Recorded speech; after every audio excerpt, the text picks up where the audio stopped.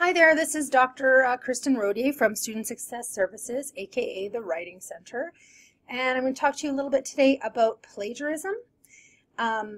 What we have here on this first slide is the Academic Integrity website and the Student Academic Integrity Policy.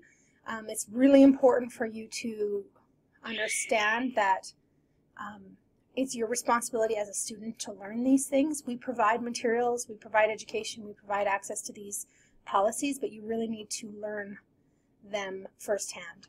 Okay, what is plagiarism? Okay, plagiarism, actually the root of that word comes from to kidnap or theft, and then it became used to explain literary theft, which I think is kind of interesting. But it's the use of and submission of another's words, ideas, results, work, or processes without providing appropriate acknowledgement. So the important bit here is the appropriate acknowledgement, right? Really being clear about citing your sources.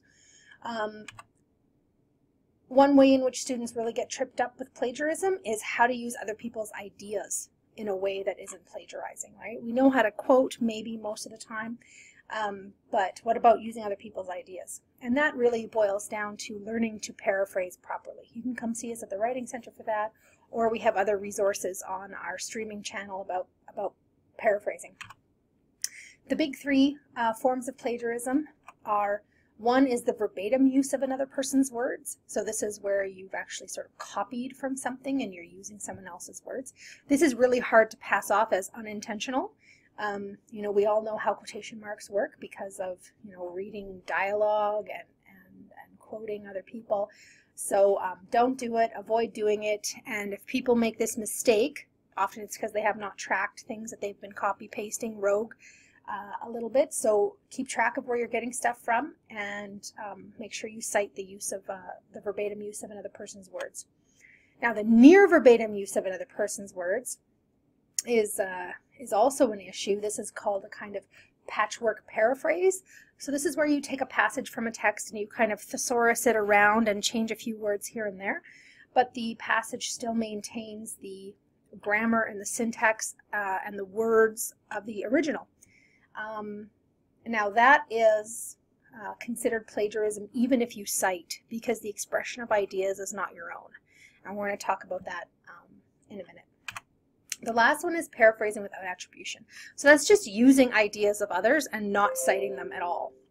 And that can get a little bit tricky, I think, because you don't have to cite common knowledge, and students are often concerned and unsure as to what constitutes common knowledge.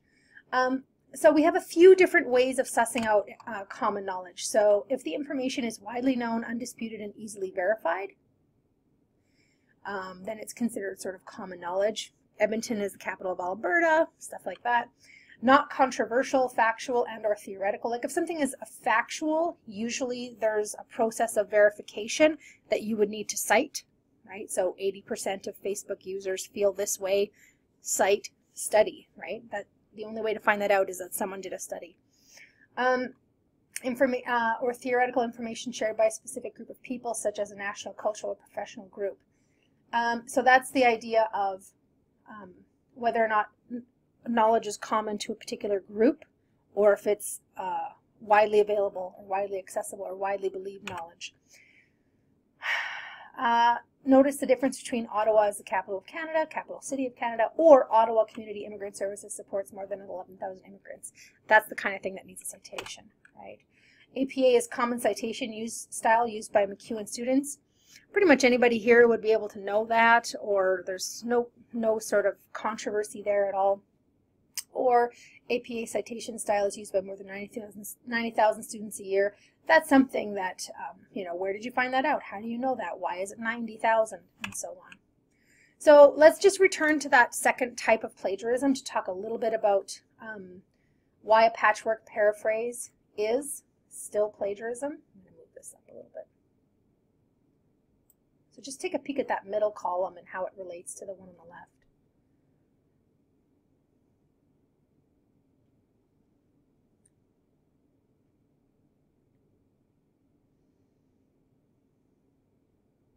So it might seem odd that this middle column, look, it's full of citations. How can you claim that that's plagiarism? It's full of citations, right? But it maintains too much from the original. It's not different enough to qualify as a paraphrase. So what it is actually is a quotation without quotation marks. It's a modified quotation without quotation marks, and that is classified as plagiarism. Okay, if you have any other specific questions about plagiarism, feel free to contact the Writing Center, come down and see us during our drop-in hours, and good luck in your writing.